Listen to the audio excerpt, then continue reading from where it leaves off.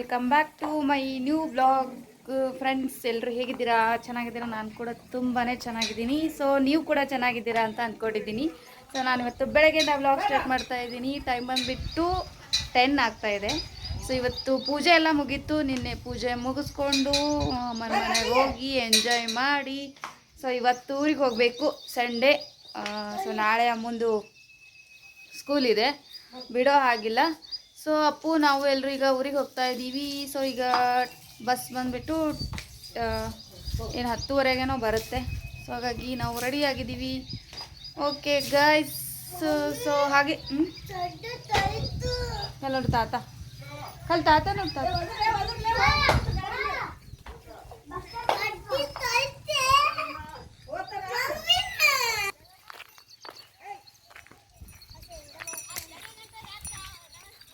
So ಈ blog ನಾನು ಊರಿಗೆ ಹೋದ್ಮೇಲೆ ಕಂಟಿನ್ಯೂ ಮಾಡ್ತೀನಿ, ಓಕೆನಾ?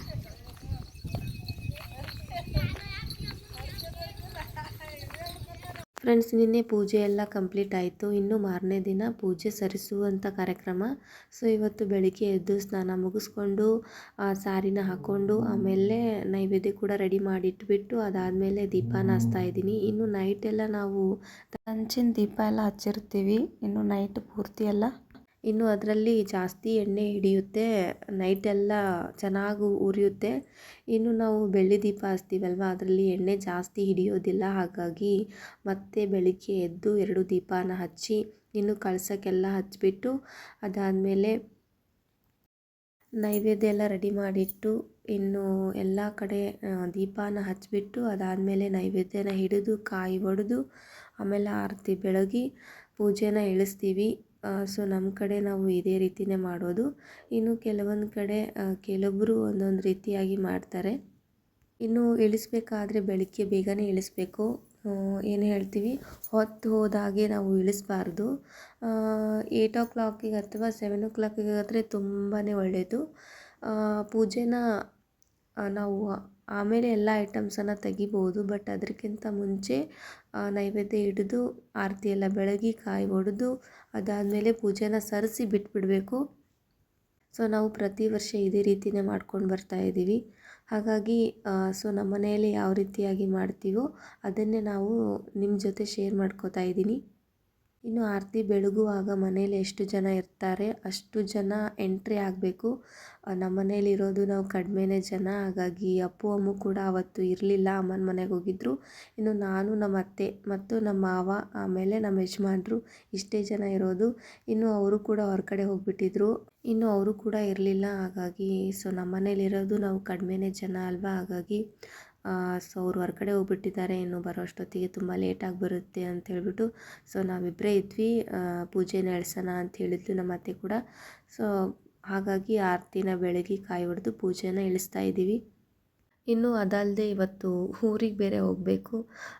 ಎಷ್ಟು ಅಂತಂದರೆ 10 o'clock ಊರಿಗೆ ಹೋಗಬೇಕು. ಅಷ್ಟೊತ್ತಿಗೆ ಪೂಜೆ ಇಳಿಸಿ ಎಲ್ಲ ಐಟಮ್ಸ್ ಎಲ್ಲ ತೆಗೆದುಬಿಟ್ಟು ಕೆಲವೊಂದು ಡೆಕೋರೇಷನ್ ಐಟಮ್ಸ್ ಎಲ್ಲ ಒಂದು ಬ್ಯಾಗಲ್ಲಿ ಇಟ್ಟು ಇನ್ನೂ ಲಕ್ಷ್ಮಿಗೆ ಹಾಕಿರುವ ಒಡವೆಗಳನ್ನು ಒಂದು ಸಾರಿ ನಾವು ಧರಿಸ್ಬೇಕು. ಅದಾದಮೇಲೆ ನಾವು ಅದನ್ನು ಮನೇಲಿ ಎತ್ತಿಡ್ಬೋದು. ಹಾಗಾಗಿ ಸ್ವಲ್ಪ ಟೈಮು ತುಂಬಾ ಕಡಿಮೆ ಇರೋದ್ರಿಂದ ಬೇಗ ಬೇಗ ಮಾಡಿಕೊಂಡು ಊರಿಗೆ ಹೋದ್ರಾಯ್ತು ಅಂತ ಹೇಳ್ಬಿಟ್ಟು ಬೆಳಿಗ್ಗೆ ಬೇಗನೆ ಎದ್ಬಿಟ್ಟು ಸೊ ಈ ಥರ ಕೆಲಸಗಳನ್ನು ಮುಗಿಸ್ಕೊತಾ ಇದ್ದೀನಿ.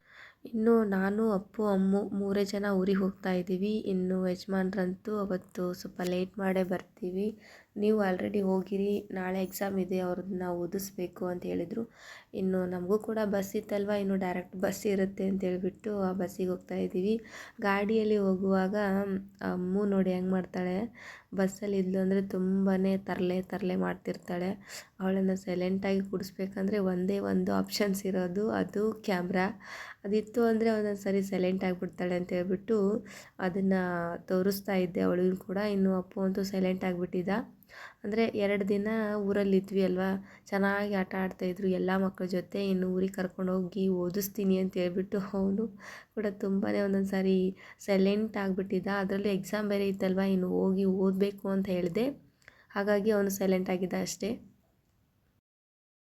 ಫ್ರೆಂಡ್ಸ್, ಊರಿಂದ ಬಂದ ಮೇಲೆ ಸ್ವಲ್ಪ ಹೊತ್ತು ರೆಸ್ಟ್ ಮಾಡಿದ್ವಿ.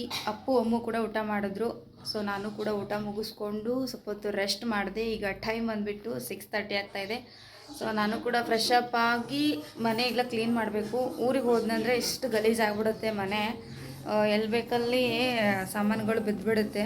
ಸೊ ಅದನ್ನೆಲ್ಲ ಕ್ಲೀನ್ ಮಾಡಬೇಕು. ಇಲ್ಲಿ ಬಟ್ಟೆ ಕೂಡ ಎಷ್ಟು ರಾಶಿ ಬಟ್ಟೆ ನೋಡಿ ಹೆಂಗೆ ಬಿಟ್ಟು ಹೋಗಿದ್ದಾರೆ. ನಾನು ಅಂದರೆ ಹೊರಗಡೆ ಒಗೆದು ಹಾಕಿಬಿಟ್ಟು ಹೋಗಿದ್ದೆ, ಮಳೆ ಬಂದುಬಿಡುತ್ತೆ ಅಂತ ಹೇಳ್ಬಿಟ್ಟು ಅವ್ರು ಒಳಗಡೆ ಹಾಕಿ ಫ್ಯಾನ್ ಹಚ್ಚಿ ಆರಿಸಿ ಇಟ್ಟಿದ್ದಾರೆ. ಸೊ ಅದನ್ನೆಲ್ಲ ನಾನು ನೀಟಾಗಿ ಮಡಚಿಡಬೇಕು. ಸೊ ಊರಿಗೆ ಹೋಗಿ ಬಂದರೆ ಬ್ಯಾಕ್ ಟು ಬ್ಯಾಕ್ ತುಂಬ ಕೆಲಸ ಇರುತ್ತೆ. ಸೊ ನಾನು ಕೂಡ ಫ್ರೆಶ್ ಅಪ್ ಆಗಿ ಮಲ್ಕೊಂಬಿಟ್ಟಿದ್ದೀನಿ. ಈಗ ಹೀಗೆ ಮಲ್ಕೊಂಬಿಟ್ಟಿದ್ದೀನಿ, ಸ್ಯಾರಿ ಎಲ್ಲ ಮಲ್ಕೊಂಬಿಟ್ಟಿದ್ದೀನಿ. ಸೊ ಈಗ ಫ್ರೆಶ್ ಅಪ್ ಆಗಿಬಿಟ್ಟು ದೇವ್ರದ್ದು ದೀಪ ಎಲ್ಲ ಹಚ್ಚಿ, ಆಮೇಲೆ ಅಪ್ಪು ಅಮ್ಮದು ಹೋಮ್ವರ್ಕ್ ಮಾಡಿಸ್ದೆ. ಆಗಲೇ ಒಂದು ಸ್ಯಾಟರ್ಡೇ ಹೋಗಿದ್ದಿಲ್ಲ ಅಲ್ವಾ, ಸ್ಯಾಟರ್ಡೇ ರಜೆ ಹಾಕಿದ್ವಿ. ಹಾಗಾಗಿ ಅವತ್ತಿನ ದಿನದ ಹೋಮ್ವರ್ಕ್ ಪೆಂಡಿಂಗ್ ಇದೆ, ಅದೊಂದು ಸ್ವಲ್ಪ ಮಾಡಿಸಿದ್ದೀನಿ. ಇನ್ನೊಂದು ಸ್ವಲ್ಪ ಇದೆ, ಕ್ಲೇ ಇದೆ. ಸೊ 22ಗೇನೋ ಕ್ಲೇ ಕೊಟ್ಟಿದ್ದಾರೆ. ಕ್ಲೇನ ತೊಗೊಂಬಂದು ಪ್ರಾಕ್ಟೀಸ್ ಮಾಡಿಸ್ಬೇಕು. ಇಷ್ಟೊತ್ತನ ಗಣೇಶನ್ ಮಾಡಿದ್ವಿ, ಆಮೇಲೆ ಏನು ಮ್ಯಾಥ್ಸ್, ಆಮೇಲೆ ಇಂಗ್ಲೀಷ್ ಗ್ರಾಮರ್. ಸೊ ಹಲ್ವಾರು ಸಬ್ಜೆಕ್ಟ್ಗಳು ಬ್ಯಾಕ್ ಉಳಿದಿದ್ದು ಅದಿಷ್ಟು ಹೋಮ್ವರ್ಕ್ ಮಾಡಿಸ್ದೆ. ಸೊ ಏನಿಲ್ಲ, ಈಗ ನಾನು ಕೂಡ ಹೊತ್ತು ರೆಸ್ಟ್ ಆಯಿತು, ಎಲ್ಲ ಆಯಿತು. ಟೀ ಬೇರೆ ಕುಡಿದೆ ನಾನು ಎದ್ಬಿಟ್ಟು.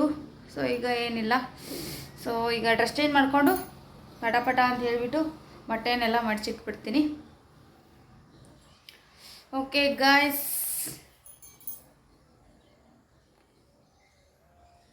ಈ ಕಣ್ಣು ಸ್ವಲ್ಪ ಯಾಕೋ ಉರಿತಾ ಇದೆ, ಗೊತ್ತಿಲ್ಲ. ಬಟ್ ಇಲ್ಲಿ ಒಂದು ಪಿಂಪಲ್ಸ್ ಆಗಿಬಿಟ್ಟಿದೆ ಕಣ್ಣಲ್ಲಿ, ಕಣ್ಣು ಕೆಳಗಡೆ ಆಗಿದೆ ಪಿಂಪಲ್ಸ್. ಬಟ್ ಯಾಕೆ ಅಂತ ಗೊತ್ತಿಲ್ಲ, ಅದು ಯಾಕಾಗಿದೆ ಅಂತ ಹೇಳ್ಬಿಟ್ಟು. ಇನ್ನೊಂದು ಏನು ಗೊತ್ತಾ, ನನಗೆ ಕೆಲವು ನೀರುಗಳು ಆಗಿ ಬರೋದಿಲ್ಲ. ಈಗ ಬೋರಲ್ಲಿ ನೀರು ಯೂಸ್ ಮಾಡ್ತಿದ್ನಂತಂದರೆ ಅದು ಏನಾಗುತ್ತೆ ಅಂದರೆ ಅದನ್ನೇ ಇರಬೇಕು ಕಂಟಿನ್ಯೂಸ್ ಆಗಿ, ಏನಾಗಲ್ಲ. ಈಗ ಒಂದು ಕಡೆ ಅಂದರೆ ಹೊಳೆ ನೀರು, ಒಂದು ಕಡೆ ಬೋರ್ ನೀರು. ಸೊ ಈ ಥರ ಯೂಸ್ ಮಾಡ್ತಿದ್ನಂತಂದರೆ ಒಂದು ನನಗೆ ಅದಕ್ಕೆ ಏನು ಹೊಂದಾಣಿಕೆ ಆಗೋದಕ್ಕೆ ತುಂಬ ಟೈಮ್ ತೊಗೋತೀನಿ. ಸೊ ಮೊದಲೆಲ್ಲ ಹೊಳೆ ನೀರು ಯೂಸ್ ಮಾಡ್ತಿದ್ವಿ ಆ ಕಡೆ, ಮೊದಲು ಇದ್ದ ಕಡೆ. ಸೊ ಈಗ ನಾವು ಇಲ್ಲಿ ಬೋರ್ ನೀರು ಯೂಸ್ ಮಾಡ್ತಾಯಿದ್ದೀವಿ. ಇಲ್ಲಿ ನೋಡಿ ಮುಖದ ಮೇಲೆ ಎಲ್ಲ ಏನು ಹೇಳ್ತೀವಿ, ಇದು ಒಂದು ಪದರ ಕಿತ್ತುತ್ತಾ ಇದೆ ನೋಡಿ. ಬಟ್ ಹೀಟಿಗೆ ಆಗ್ತಾಯಿದೋ ಏನೋ ಗೊತ್ತಿಲ್ಲ, ಹೀಟಿಗೆ ಅಂತ ಅಂದ್ಕೊಂಡಿದ್ದೀನಿ. ಬಟ್ ಹೀಟ್ ಏನೂ ಇಲ್ಲ ನನಗೆ, ಯಾವಾಗಲೂ ಜಾಸ್ತಿ ಹೀಟು ಆಗೋದು, ಸೊ ಪಿಂಪಲ್ಸ್ ಆಗೋದು, ಸೊ ಈ ಥರ ಎಲ್ಲ ಸ್ವಲ್ಪ ಕಡಿಮೆ. ಯಾಕಂದರೆ ನಾನು ಅವಾಗವಾಗ ಇದಕ್ಕೆಲ್ಲ ಬೇಸಿಕ್ ಟ್ರೀಟ್ಮೆಂಟ್ ಏನಿರುತ್ತಲ್ವ ಅದನ್ನು ತೊಗೊಳ್ತಿರ್ತೀನಿ ಮನೇಲಿ, ಏನೂ ಆಗೋದಿಲ್ಲ. ಏನಂತಂದರೆ ನೀರು ಚೇಂಜ್ ಆಯಿತು ಅಂದರೆ ಮಾತ್ರ ಈ ಥರ ಆಗುತ್ತೆ. ಇನ್ನು ಊರಲ್ಲಿ ಹೋದ್ನಂದರೆ ನನಗೆ ಅಲ್ಲಿ ಬೋರ್ ನೀರು ಇರುತ್ತೆ, ನನಗೆ ಅಲ್ಲಿ ಯಾವುದೇ ಪ್ರಾಬ್ಲಮ್ ಆಗೋಲ್ಲ. ಯಾಕಂದರೆ ಅಲ್ಲಿ ಹೇರ್ಸ್ ಕೂಡ ಫಾಲ್ ಆಗೋದಿಲ್ಲ, ಮತ್ತು ಪಿಂಪಲ್ಸ್ ಆಗೋಲ್ಲ, ಆಮೇಲೆ ಏನೂ ಚೇಂಜಸ್ ಆಗೋಲ್ಲ. ಅಷ್ಟು ಚೆನ್ನಾಗಿರ್ತೀವಿ, ಹೆಲ್ದಿ ಕೂಡ ಅಷ್ಟು ಫಿಟ್ ಆಗಿರ್ತೀವಿ. ನಮ್ಮ ನೀರು ಅಷ್ಟು ಸ್ವೀಟ್ ಆ್ಯಂಡ್ ಸಾಫ್ಟಾಗಿದೆ. ಸೊ ಅಲ್ಲಿ ಏನೂ ಪ್ರಾಬ್ಲಮ್ ಆಗೋಲ್ಲ. ಬಟ್ ಈ ಕೆಲವೊಂದು ಕಡೆ ಚೇಂಜ್ ಮಾಡ್ತಾ ಇರ್ತೀವಲ್ವ ಮನೆಯೆಲ್ಲ, ಈ ಥರ ಮನೆಯೆಲ್ಲ ಚೇಂಜ್ ಮಾಡುವಾಗ ಎಷ್ಟೆಲ್ಲ ಸಫರ್ ಪಡ್ತೀವಿ ನೋಡಿ. ನನಗೆ ಈ ಮೇಲ್ಗಡೆ ಸ್ಕಿನ್ ಏನಿದೆ ಇಲ್ಲಿ ಎಲ್ಲ ಸ್ವಲ್ಪ ಬಿಚ್ಚುತ್ತಾ ಇದೆ, ಇದು ಒಂದು ಲೇಯರು ಬಿಚ್ಚುತ್ತಾ ಇದೆ. ಬಟ್ ಇದು ಹೋಗುತ್ತೆ, ಒಂದು ಸ್ವಲ್ಪ ದಿನ ಟೈಮ್ ತೊಗೊಳುತ್ತೆ. ನಾನು ಅಡ್ಜಸ್ಟ್ ಆಗಬೇಕಲ್ವ ಈ ನೀರಿಗೆ, ಅಡ್ಜಸ್ಟ್ ಆದನಂತಂದರೆ ಏನೂ ಆಗೋಲ್ಲ. ಬಟ್ ಯಾವುದೇ ಡಾಕ್ಟರ್ ಹತ್ರ ಹೋಗಿಲ್ಲ ನಾನು, ಯಾಕಂದರೆ ನನಗೆ ಗೊತ್ತಿದೆ ಏನು ಚೇಂಜ್ ಆಗ್ತಾಯಿದೆ, ಎದಕ್ಕೋಸ್ಕರ ಆಗ್ತಾಯಿದೆ ಅಂತ ಹೇಳಿಬಿಟ್ಟು ಗೊತ್ತಿದೆ. ಹಾಗಾಗಿ ಹೋಗಿಲ್ಲ ನಾನು. ಸ್ವಲ್ಪ ದಿನ, ಈಗ 2 ಮಂತ್ಸ್ ಆಯಿತು. 2 ಮಂತ್ಸ್ ಸ್ಟಾರ್ಟಿಂಗ್ ಆಗೋಲ್ಲ, ಬಟ್ ಬಂದು 1 ಮಂತ್ ಆದಮೇಲೆ ನೆಕ್ಸ್ಟ್ ಮಂತಿಂದ ಸ್ವಲ್ಪ ಸ್ವಲ್ಪ ಹ್ಯಾಂಡಿಗೆಲ್ಲ ಆಗ್ತಾಯಿತ್ತು. ಅದಾದಮೇಲೆ ಏನಿಲ್ಲ, ಈ ಕಡೆ ಮುಖಕ್ಕೆಲ್ಲ ಆಗ್ತಾಯಿದೆ. ಸೊ ಇಲ್ಲೆಲ್ಲ ಆಗ್ತಾಯಿತ್ತು, ಇದೆಲ್ಲ ರಿಕವರ್ ಆಗಿಬಿಟ್ಟಿದೆ. ಇಲ್ಲಿ ಕೆಳಗಡೆ ಇದೆ, ಸೊ ಇದಿಷ್ಟು ಇದೆ. ಸೊ ಏನಾಗ್ತಾಯಿದೆ ಅಂತೇಳಿ ಫಸ್ಟಿಗೆಲ್ಲ ನಾನು ಭಯ ಪಟ್ಕೊಂಡಿದ್ದೆ. ಅದಾದಮೇಲೆ ಏನಿಲ್ಲ, ಪರವಾಗಿಲ್ಲ, ತಾನೇ ಕ್ಲೀನ್ ಆಗ್ತಾಯಿದೆ ಅಂತ ಅಂದ್ಕೊಂಡಿದ್ದೀನಿ. ಅದಕ್ಕೆ ಹೇಳೋದು, ಹೇರ್ ಫಾಲ್ ಯಾಕೆ ಆಗ್ತಾಯಿದೆ, ಎಷ್ಟೋ ಜನರಿಗೆ ಹೇರ್ ಫಾಲ್ ಆಗ್ತಾಯಿದೆ ಅಂತೇಳಿ ತುಂಬ ಟೆನ್ಷನ್ ಪಡ್ತಿರ್ತೀರ. ಈ ಥರ ಏನಾದರೂ ಗೌರ್ಮೆಂಟ್ ಕೆಲಸಗಳಿತ್ತು ಅಂತಂದರೆ ನೀವು ಏನಂದ್ರೆ ಶಿಫ್ಟ್ ಆಗ್ತಾ ಇರ್ತೀರ, ಒಂದು ಪ್ಲೇಸಿಂದ ಮತ್ತೊಂದು ಪ್ಲೇಸಿಗೆ ಹೋಗ್ತಾ ಇರ್ತೀರ. ಸೊ ಅಂತಲ್ಲಿ ಏನಾಗುತ್ತೆ ಅಂದರೆ ಒಂದು ಕಡೆ ಅಡ್ಜಸ್ಟ್ ಆಗಿರ್ತೀವಿ, ಮತ್ತೊಂದು ಕಡೆ ಅಡ್ಜಸ್ಟ್ ಆಗಿರಲ್ಲ.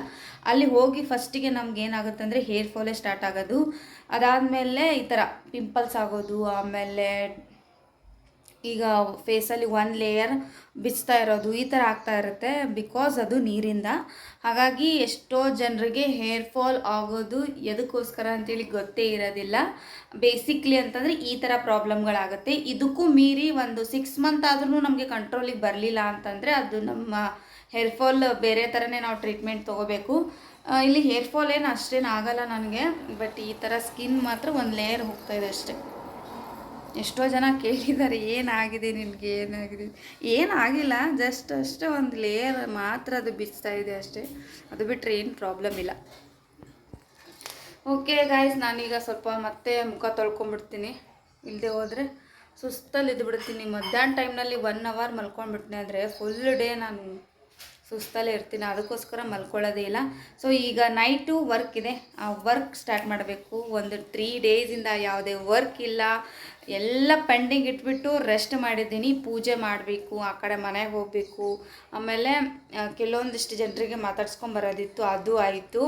ಸೊ ಇದೆಲ್ಲ ಮಧ್ಯದಲ್ಲಿ ನನಗೆ ಈ ವರ್ಕ್ ಮಾಡಲಿಲ್ಲ ನಾನು. ಸೊ ಈಗ ಇವತ್ತಿನ ನೈಟ್ ನಾನು ಒಂದು ವರ್ಕ್ ಮಾಡೋಣ ಅಂತ ಹೇಳಿಬಿಟ್ಟು ಅಂದ್ಕೊಂಡಿದ್ದೀನಿ. ಓಕೆ ಗಾಯ್ಸ್, ನಾನು ಹೋಗಿ ಫ್ರೆಶ್ ಅಪ್ ಆಗಿಬಿಟ್ಟು ಮತ್ತೆ ಸಿಗ್ತೀನಿ. ಓಕೆ ಫ್ರೆಂಡ್ಸ್, ಇನ್ನು ಅದಾದಮೇಲೆ ಅಪ್ಪು ಕೂಡ ಹೊರಗಡೆ ಆಟ ಆಡೋದಕ್ಕೆ ಹೋಗಿದ್ದ. ಬಂದಮೇಲೆ ಅವನಿಗೆ ಬರ್ಸೋದಿತ್ತು, ಹಾಗಾಗಿ ಅವನನ್ನು ಬರ್ಸೋದಕ್ಕೆ ಕೂಡಿಸಿ ಇನ್ನು ನಾನು ಕೂಡ ನೈಟ್ ಅಡುಗೆ ಮಾಡಬೇಕಾಗಿತ್ತು. ಬಟ್ ನಾನು ಅಡುಗೆ ಮಾಡ್ತಾ ಇರುವಾಗ ಇವನಿಗೆ ಲೆಸನ್ ಹೇಳೋಕ್ಕಾಗಲ್ಲ. ಆವಾಗ ನಾನು ಒಂದು ಐಡಿಯಾನ ಉಪಯೋಗಿಸಿದೆ. ಅದು ಏನಂತಂದರೆ, ನಿಮ್ಮನ್ನು ನೀವು ಎಷ್ಟು ಅರ್ಥ ಮಾಡ್ಕೊಂಡಿದ್ದೀರಾ, ನಿಮ್ಮನ್ನು ನೀವು ನಂಬ್ತೀರಾ ಅಂತ ಹೇಳಿಬಿಟ್ಟು ಅವನಿಗೆ ಹೇಳಿ ಅದರ ಮುಖಾಂತರ ನಾನು ಬರೆಯೋದಕ್ಕೆ ಕೂರಿಸಿದ್ದೀನಿ. ಅಂದರೆ ಒಂದು ಲೆಸನನ್ನು ನಾನು ಹೇಳಬೇಕಾಗಿತ್ತು, ಅದು ವಿತ್ ಕ್ವಶನ್ ಆನ್ಸರು. ಆ ಕ್ವಶನ್ ಆನ್ಸರ್ಗೆ ನೀನೇ ಕ್ವಶನ್ ಓದಬೇಕು, ನೀನೇ ಕ್ವಶನ್ ಬರಿಬೇಕು, ನೀನೇ ಆನ್ಸರ್ ಕೂಡ ಬರಿಬೇಕು, ನೀನೇ ಮತ್ತು ಅದನ್ನು ರೈಟಿಂಗ್ ಮುಖಾಂತರನೂ ಬರೆದು ತೋರಿಸ್ಬೇಕು ನನಗೆ. ಆಮೇಲೆ ನೀನೇ ಚೆಕ್ ಮಾಡಬೇಕು, ನೀನೇ ಮಾರ್ಕ್ಸ್ ಹಾಕಬೇಕು, ಆ ಮಾರ್ಕ್ಸು ನನಗೆ ಬಂದು ನೀನು ಹೇಳಬೇಕು. ಸೊ ಈ ಥರ ಹೇಳಿ ಕೊಡಿಸಿದ್ದೀನಿ. ನೀನು ಯಾವುದೇ ರೀತಿಯಾಗಿ ತಪ್ಪು ಮಾಡೋ ಹಾಗಿಲ್ಲ, ಅಂದರೆ ನೋಡಿ ಬರೆಯೋ ಹಾಗಿಲ್ಲ. ಆಮೇಲೆ ಕಾಪಿ ಚೀಟಿಂಗ್ ಮಾಡೋ ಹಾಗಿಲ್ಲ. ಚೀಟಿಂಗ್ ಮಾಡಿದೆ ಅಂತಂದರೆ ನಿನ್ನನ್ನು ನೀನೇ ದ್ರೋಹ ಮಾಡ್ಕೊಂಡ ಹಾಗೆ. ನೀನು ಎಷ್ಟು ನಿಯತ್ತಾಗಿ ಬರೀತೀಯೋ ಇದರಲ್ಲಿ ಕಾಪಿ ಚೀಟಿಂಗ್ ಮಾಡ್ದೇನೆ ಅಷ್ಟು ಮಾರ್ಕ್ಸ್ ನಿನಗೆ ನಾಳೆ ಕೂಡ ಬರುತ್ತೆ ಅಂತ ಹೇಳಿ ಕೂಡಿಸಿದ್ದೆ. ಅವನು ಕೂಡ ಆಯಿತು ಅಂತ ಹೇಳಿಬಿಟ್ಟು ಅವನೇ ಕ್ವಶನ್ ಆನ್ಸರ್ ಓದಿ ರೈಟಿಂಗ್ ಮುಖಾಂತರ ಬರಿತಾ ಇದ್ದಾನೆ. ಅದರಲ್ಲಿ ಬಿಗ್ ಮಿಸ್ಟೇಕ್ ಕೂಡ ಮಾಡ್ತಾ ಇದ್ದಾನೆ. ಆ ಮಿಸ್ಟೇಕ್ ಅವನೇ ಚೆಕ್ ಮಾಡ್ಕೋಬೇಕು, ಅವನೇ ಸರಿ ಮಾಡ್ಕೋಬೇಕು ಅನ್ನೋದೊಂದು ಅವನಿಗೆ ಹೇಳ್ಕೊಟ್ಟಿದ್ದೆ. ಅದೇ ರೀತಿ ಮಾಡ್ತಾಯಿದ್ದ. ಬಟ್ ನಾನು ಅವಾಗವಾಗ ಹೋಗಿ ಒಂದು ಸರಿ ಚೆಕ್ ಕೂಡ ಮಾಡ್ತಾಯಿದ್ದೆ, ಎಲ್ಲಿ ನೋಡಿಬಿಡ್ತಾನೆ ಅಂತ ಹೇಳ್ಬಿಟ್ಟು. ಎಲ್ಲಿ ಕೂಡ ನೋಡ್ತಾ ಇರಲಿಲ್ಲ, ಅಷ್ಟು ಮಂದಾಳದಾಗ ಮಾತು ಹೋಗಿಬಿಟ್ಟಿತ್ತು. ಇದೇ ರೀತಿ ಪ್ರತಿಯೊಂದು ಮಕ್ಕಳಿಗೂ ಕೂಡ ನಾವು ಹೇಳಿದ್ರೆ ಅವರೇ ಸ್ವಂತಿಕವಾಗಿ ಬರೆದು ಅವರೇ ಮಾರ್ಕ್ಸ್ ಹಾಕೋತಾರೆ. ಬಟ್ ಇದರಿಂದ ತಿಳಿಯೋದು ಏನಂತಂದರೆ, ಅವರನ್ನು ಅವರು ಎಷ್ಟು ಅರ್ಥ ಮಾಡ್ಕೊಂಡಿದ್ದಾರೆ, ನಾನು ಎಷ್ಟು ಯಾರ್ದು ಸಪೋರ್ಟ್ ಇಲ್ಲದೆ ಓದ್ತೀನಿ, ನಾನು ಎಲ್ಲಿ ಮಿಸ್ಟೇಕ್ ಮಾಡ್ತೀನಿ ಅನ್ನೋದೊಂದು ಅರಿವಾಗುತ್ತೆ ಹೊರತಾಗಿ. ಸೊ ನಮಗೆ ಕೆಲಸ ಇದೆ, ನಮ್ಮ ಕೆಲಸದಲ್ಲಿ ತೊಂದರೆ ಆಗುತ್ತೆ ಅಂತ ಹೇಳಿಬಿಟ್ಟು ಯಾವುದೇ ರೀತಿಯಿಂದ ಅಲ್ಲ. ಬಟ್ ಇದು ನನಗೆ ತುಂಬಾ ಹೆಲ್ಪ್ ಆಗುತ್ತೆ ಅಂತ ಅಂದ್ಕೊಂಡಿದ್ದೀನಿ. ಸೊ ನಿಮಗೂ ಕೂಡ ಇಷ್ಟ ಆಗಿತ್ತು ಅಂದರೆ ನೀವು ಕೂಡ ಇದೇ ರೀತಿ ನಿಮ್ಮ ಮಕ್ಕಳಿಗೆ ಹೇಳ್ಕೊಡಿ, ಓಕೆನಾ? ಓಕೆ ಗಾಯ್ಸ್, ಸೊ ಇವತ್ತಿನ ಬ್ಲಾಗು ನಾನು ಇಲ್ಲಿಗೆ ಏನು ಮಾಡ್ತಾಯಿದ್ದೀನಿ. ಈ ಬ್ಲಾಗು ತಮ್ಮೆಲ್ಲರಿಗೂ ಇಷ್ಟ ಆಗಿತ್ತು ಅಂದರೆ ಲೈಕ್ ಮಾಡಿ, ಶೇರ್ ಮಾಡಿ, ಹಾಗೆ ಕಮೆಂಟ್ ಮಾಡಿ ಅಂತ ಹೇಳ್ತಾ, ಸೊ ಇದೇ ರೀತಿಯಾದಂಥ ಇಂಟ್ರೆಸ್ಟಿಂಗ್ ಬ್ಲಾಗೊಂದಿಗೆ ಮತ್ತೆ ಸಿಗ್ತೀನಿ. ಅಲ್ಲಿವರೆಗೂ ಟೇಕ್ ಕೇರ್, ಬಾಯ್.